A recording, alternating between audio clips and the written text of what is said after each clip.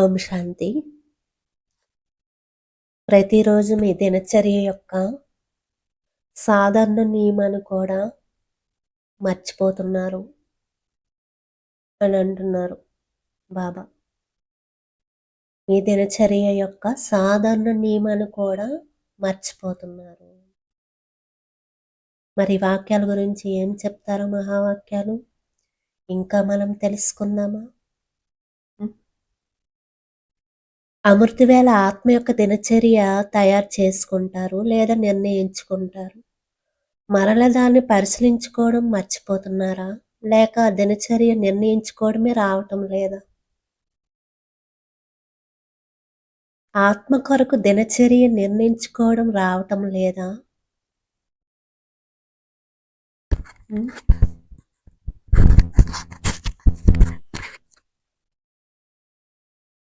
ఇదైతే చాలా సాధారణ విషయము. ఈ సాధారణ నియమాన్ని కూడా మర్చిపోన్నట్లయితే దీనిని బట్టి ఏం తెలుస్తుంది? ఆత్మ ఇప్పటి వరకు కూడా నిర్బలంగానే ఉంది. మిమ్మల్ని మీరు ఈశ్వరీయ నియమాలు లేదా ఈశ్వరీయ మర్యాదలకు అనుగుణంగా నడిపించుకోలేకపోతున్నారు అంటే ఇక మీరు విశ్వాన్ని మర్యాదపూర్వకంగా నియమపూర్వకంగా రాజ్యాన్ని ఎలా నడిపించగలరు?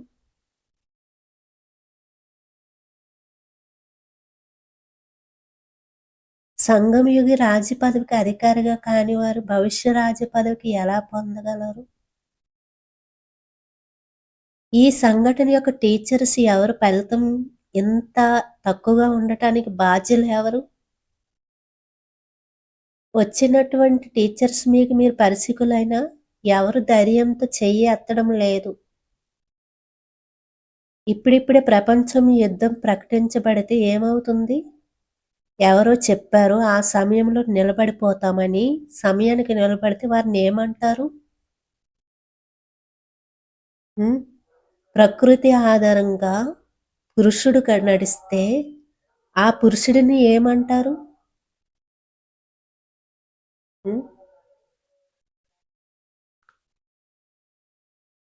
సమయం కూడా ప్రకృతియే కదా. పురుషుడు ప్రకృతి ఆధారంగా నడిస్తే వారిని పాస్విత్ అనరని అంటారా? ఆ సమయానికి తయారైపోతాం. ఇలా ఉంటే సమయం అనే దెబ్బ పడటం ద్వారా నడుస్తుంటే వారిని ఏమంటారు? ఇలాగే అనుకున్నారా దెబ్బ తగలడం ద్వారా నడిచేవారుగా అవుతామని?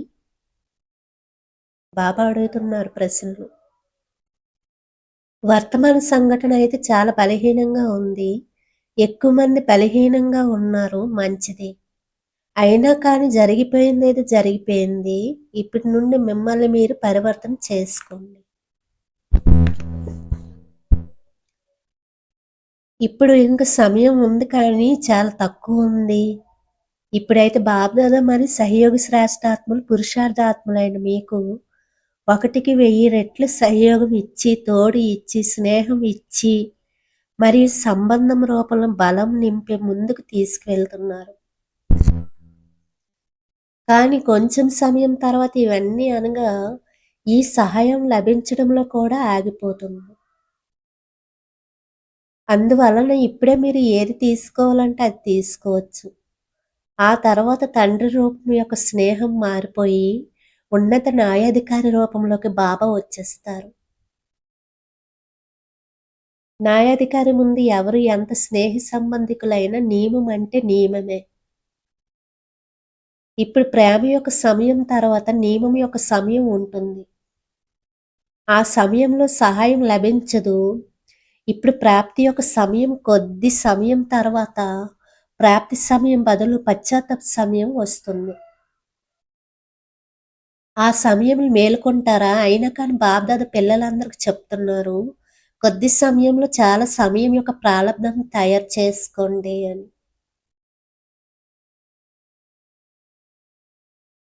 సమయం గురించి ఎదురు చూడటంలో నిర్లక్ష్యంగా అవ్వకండి. మా యొక్క ప్రతి కర్మ 84 జన్మల యొక్క రికార్డును నింపుకోవడానికి ఆధారమని సదా గుర్తు పెట్టుకోండి అంటున్నారు పరమాత్మ. అంటే ఈ సమయంలో ఇదే ప్రాప్తి సమయం. తర్వాత పరమాత్మ న్యాయాధికారి ముందు ఇంక పాత్ర మారిపోదు. తండ్రి పాత్ర మారిపోద్దింక. హ్మ్. అప్పుడు న్యాయమంటే న్యాయమే. ధర్మమంటే ధర్మమే. ఇంకా ప్రాప్తి సమయం ఉండదు. అప్పుడు ఎంత పశ్చాత్తాపపడినా సరే, మీకు ప్రాప్తి సమయం అంటూ ఉండదు అంటున్నారు పరమాత్మ. హ్మ్.